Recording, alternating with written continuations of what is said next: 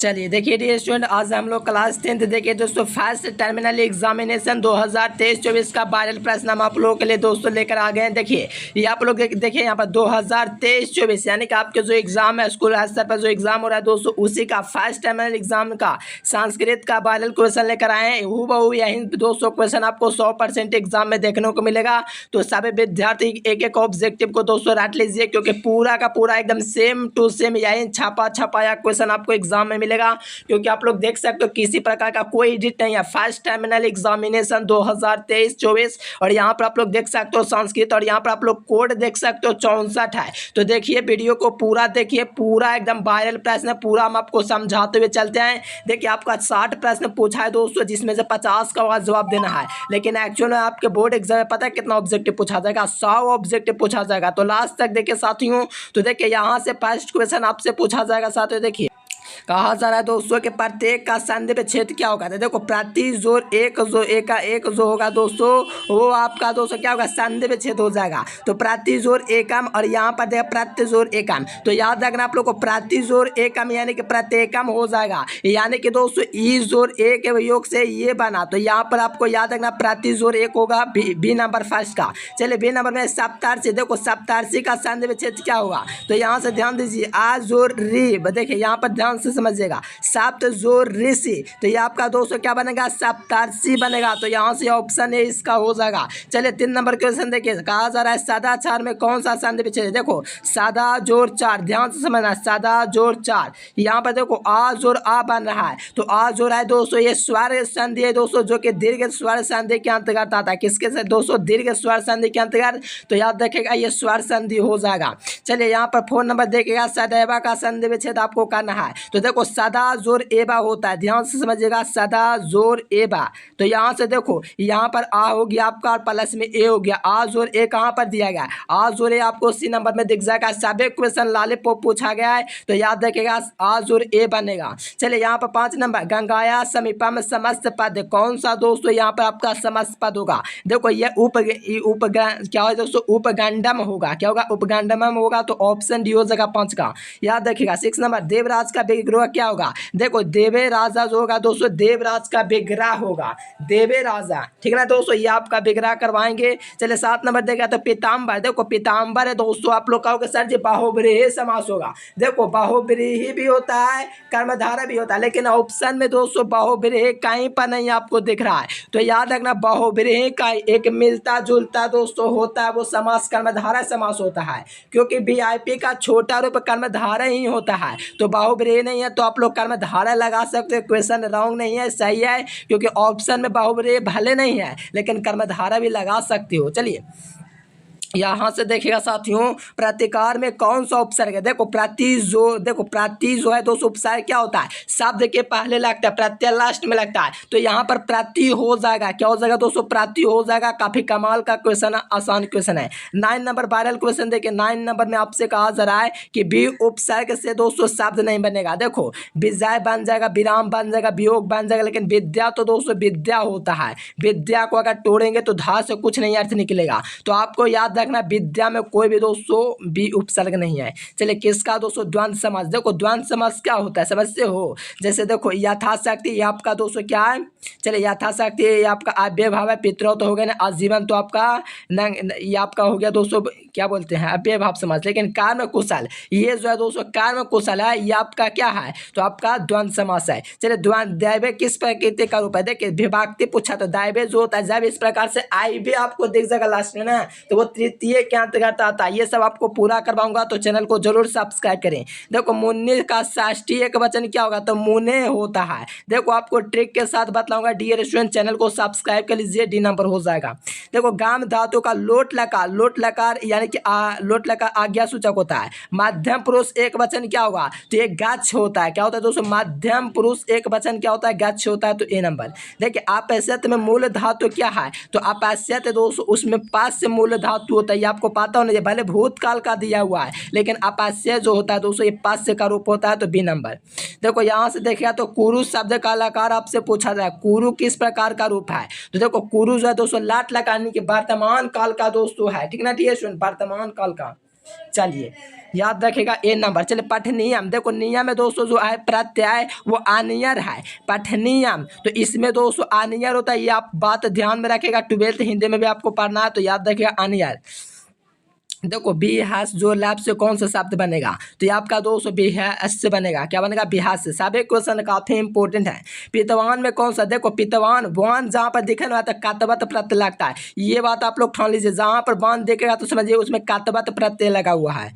चलिए यहाँ पर देखिए वैष्णव में दोस्तों तद्धित प्रत्यय क्या होता है, देखो वैष्णव आवाज दिखेगा तो उसमें आपको अन्य अन्य दोस्तों लगा हुआ है। देखो ये सब प्रश्न दोस्तों ये सब आप लोग का लेते होते एग्जाम फाइनल में इसी सब प्रश्न से आएगा। चलिए यहाँ पर 20 नंबर देखेगा तो कहा जा रहा है कि वेद जो ठाक है, देखो वेद जो ठाक जो होता है दोस्तों उससे जो आपका बांधता है दोस्तों ये शब्द जो वैदिक भी बांधता है, लेकिन आपको यहाँ वेद भी दिया गया है, तो यहाँ से वेद जो ठाक से जो शब्द बांधता है दोस्तों वैदिक बांधता है, ना कि वेद बांधता है, ये आप लोग ध्यान रखिएगा। चलिए यहाँ पर 21 नंबर देखेगा तो मित्रता का प्रकृति रूप क्या, तो देखो मित्र जो तल, देखो जैसा कि मित्रता दोस्तों जो होता है उसमें ता अगर रहेगा तो समझो कि उसमें तल प्रत्यय लगा हुआ, तो ए नंबर।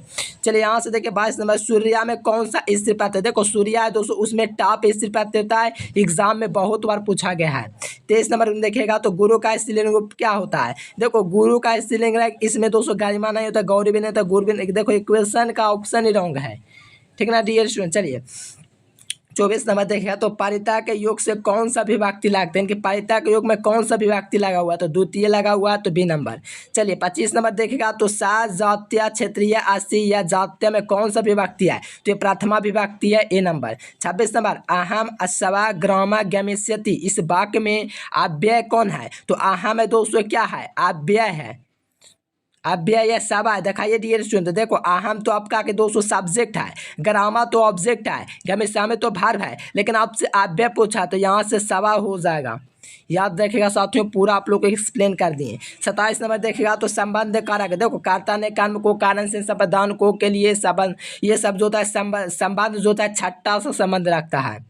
चलिए देखिए कहा जाता है जिसे दान दिया जाता है उसे कौन विभक्ति होता है, देखो ध्यान से समझना, कर्ता ने कर्म को कारण से संप्रदान को के लिए आपादान से, आपादान से तो आपको कर्ता ने कर्म को कारण से संप्रदान को के लिए, तो दान देने के लिए तो आपका चतुर्थी होगा।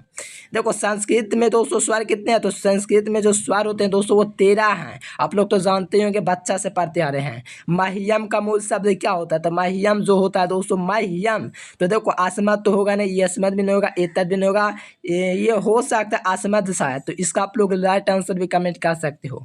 कि इसके अंतिम भाग में उपनिषद है, तो आपको पता होना चाहिए डियर बुक से क्वेश्चन है, तो वैदिक वर्णमय में। चलिए दर्शन शास्त्र के सिद्धांतों को कौन प्रकट किए, तो ये रामायण किए थे, ठीक ना डियर स्टूडेंट्स। मंगलम पाठ के लेखक आपको पता है वेद व्यास है।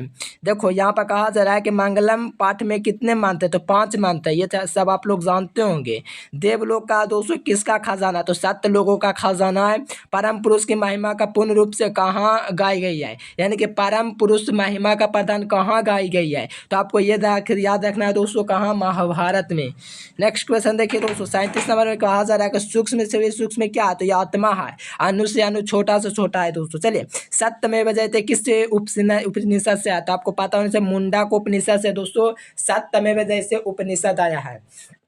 39 नंबर में कहा जाए जीवों का हृदय रूपी में गुफा में कौन है, तो ये आत्मा है, जीवों के हृदय रूपी गुफा में आत्मा है। सत्य का मुख किससे ढका हुआ है, तो स्वर्ण पात्र से ढका हुआ है, सत्य का जो मुख है दोस्तों वो स्वर्ण पात्र से ढका हुआ है।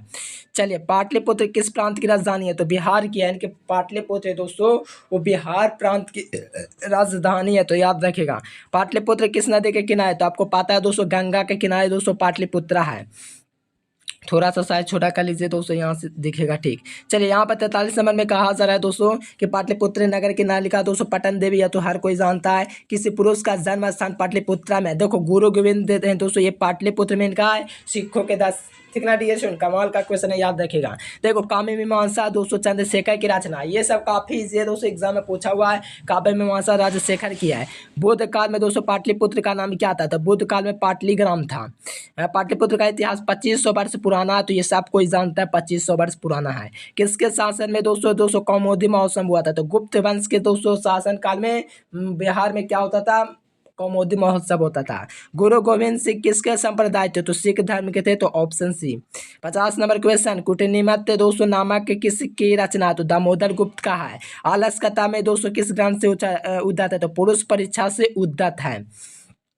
देखो यहाँ से देखिएगा तो कहा जा रहा है दोस्तों कि आलस कथा का रचयिता विद्यापति, हर कोई को पता है। आलस कथा में किसके महत्व को बतलाया गया? तो आलसियों के महत्व को बताया गया है कि उसको देखकर सारे धूर्त लोग भाग गए, तो आग को देख करके भाग गए। मिथिला का मंत्री वीरेश्वर है दोस्तों, ठीक ना जी। मिथिला का मंत्री कौन है? वीरेश्वर है।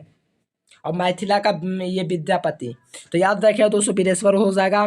कि नीतिकारों ने किसे शत्रु के समान माना है? तो आलस्य को दोस्तों शत्रु के समान माना गया, हर कोई जानता है। अलसियों को शरण देता है, तो दैवान लोग हिंस देता है। कौन भूख लोग इस पर हाथ पाव नहीं डालते हैं? यानी कि कौन भूख लगने पर भी हाथ पाव नहीं देते? आलसी, कोढ़े लोग। तो आलसी ऑप्शन डी।